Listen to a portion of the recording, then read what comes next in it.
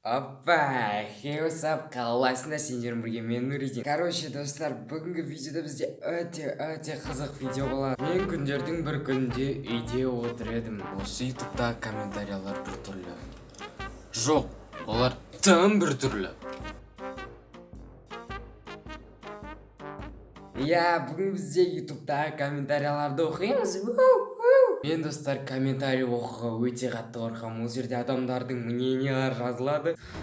Бұл жақсылыққа апармайды.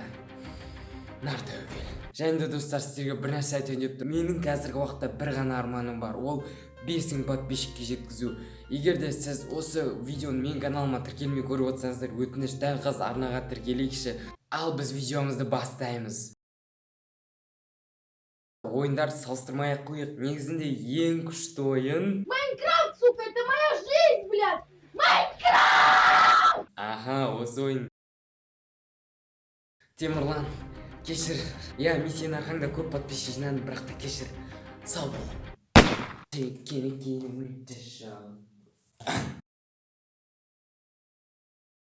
Блин, Майнкрафт менің сүйікті ойыным болса да, бірақ мен оны жақында түсіремін. Так что күтіңіз.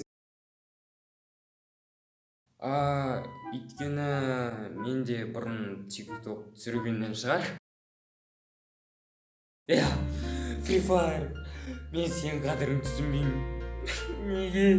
Неге? Егер де менің супер мощный телефоным болғанда, мен PUBG-тың фанаты боламын. Бірақ менің телефоным Free Fire'дың өзін әрең көтерсе, қайықтағы PUBG-ды ойнаймын мен. Егізім, жерге айтатын уақыт келді. Бір жылдың ішінде маған ютубқа көмектесіп жүрген ол әрине менің егіз братым. Яғни біз кезек видеоларға түсеміз. Мен де Майнкрафт үшін лайк басатын едім. Стоп, Ивангай деген кім?